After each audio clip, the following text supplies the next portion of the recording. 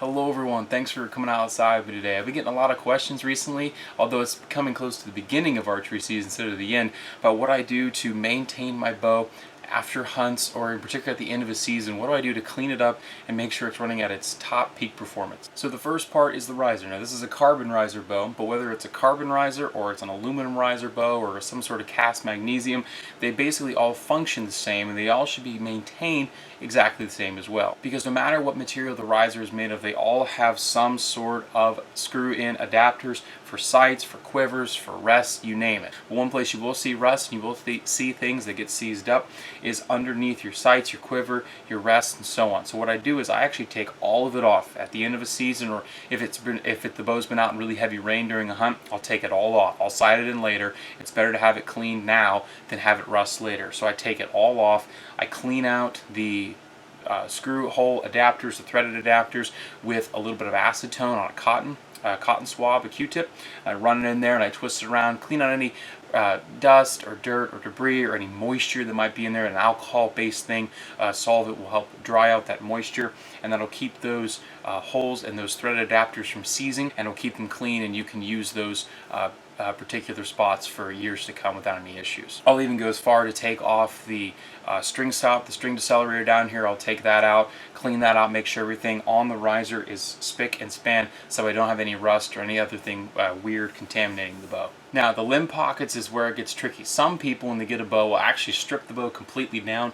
They'll clean out all the factory grease and everything else that's in there, and they'll put it in their own special thing, or they'll leave it dry, or they'll do something. I don't touch it. I don't mess with it. The factory made it correctly. If you have a reputable bow company like Hoyt, this is a Hoyt Carbon Element.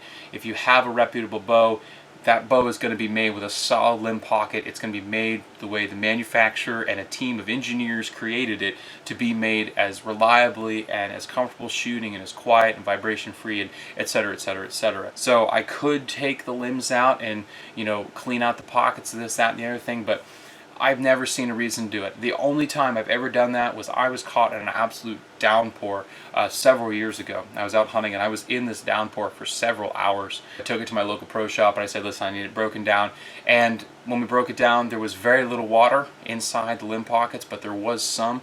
And so I'm glad that we took it. They broke it down for me. They took out the axle pins and re-lubricated the bushings of the cam. You almost never need to do any of that sort of stuff, but if you're caught in a torrential downpour or it's just caked in mud and snow, that might be a good idea. But for your everyday normal archer like you and me, it's not really an applicable thing for you to have to do. Now, moving away from the limb pocket and going into the limbs, if you have a limb system like this Hoyt, it's a laminated limb, you could get splintering. And so what I like to do is I take a cotton ball or another Q-tip and I'll run along the edge of the limbs, and if it snags, it catches some fibers of that cotton ball, you know that you might have a piece of the limb that's a little bit splintered, a little bit chipped, something might be going wrong. If you do come across a nick like that and it's something, you know, small, microscopic, just keep an eye on it. As you shoot throughout the season, if you notice your bow is starting to do something weird, or you notice that, you know, if you pull back and you hear weird noises come from the limbs or the limb pockets, check that crack or that chip again, make sure everything's okay with it.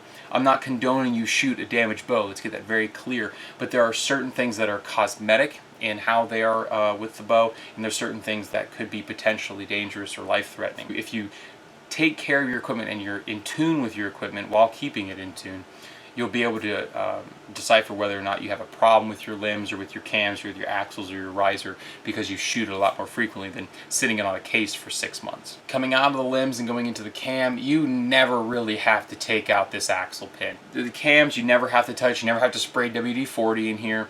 Just wipe it down with a clean cloth. If you get some gunk and grime in there, take a Q-tip, take a little piece of cloth and like you're running shoe polish, get it into the cracks, clean out your cams. All the parts of a compound bow, the thing that's going to fail you the most is the thing that's the least durable, and that would be the strings. Really, like 98% of all bow injuries I've ever seen are people either mucking around with the strings, letting strings go too long before they change them, grabbing the bow and yanking it back and a string goes off a track, so on and so forth. But you'll be able to tell, like this bow here, this is is year number 3 for these strings. I haven't shot them much, but I pretty much every 2 to 3 years I just replace them. Whether they're super frayed, whether they are super shot in, super stretched out, I replace them regardless. Things that are going to wear, of course, the quickest are where you knock an arrow and any part of the serving that goes up and around a cam. Part of the cam, either the module or the cam itself, when that string rolls over, it'll get pinched. It'll get pinched on a pretty acute angle, and that'll cause that serving to separate, could cause the string to get a little bit frayed a little bit quicker, and it could cause that string to start being cut. And of course, that's not a good thing. If your string is ever cut prematurely, like you accidentally take a broadhead and you nick it, or you're mucking around with your knife in the woods cleaning a deer or something like that and you accidentally nick it, replace that string immediately. I don't care if you cut one strand or if you cut it in half. These strings are made out of an endless loop, so the same strand you see up here is running around and it's going up and around and up and around. So if you cut it up here, it's just allowing the whole string to stretch out, and eventually it's going to allow the whole loop to start unraveling itself, and you could have a really potentially dangerous situation. So if you see servings that are starting to be broken or separate, if you see strings that bulge underneath a serving, you look at a serving, it's straight and I'm sitting at a little kind of like an S-shaped bulge in it or a P-shaped bulge in it, you want to check that out, maybe have a professional look at it if you don't know what you're looking for. But your strings and cables are the number one thing. Keep them waxed, keep them maintained. You can't wax a string and cable too often. You just can't do it. No one has ever said, man, I wax my string and cables too much. Everybody always says, I need to do that. And as a matter of fact, actually, I need to do it myself. I wax pretty frequently because of the amount of shooting that I do. You never need to wax your servings. Actually, I would recommend you never wax your servings. Even if you wax your serving on your cable slide or your roller guard, the point of the serving is to bite onto the string fibers underneath. And if you put that wax on it, it'll cause it to be slick. It'll cause premature separation, which is not what you want, and overall basically make the serving useless. So the serving adds no strength to the string. The serving just basically is there for protection, and if you lubricate it and it starts sliding out of the way, it's not going to protect it. So that's all for this video. If you ever have any questions about bow maintenance or anything that pertains to archery or archery hunting in general, you can always hop over to Facebook and send me a message or leave a comment here on YouTube. I hope you're able to get out outside and enjoy the sport of archery. Make sure your bow is maintained, it's in time, and it's clean. Enjoy the sport of archery hunting if you so choose, and of course enjoy God's beautiful creation, and we'll get to see you next time.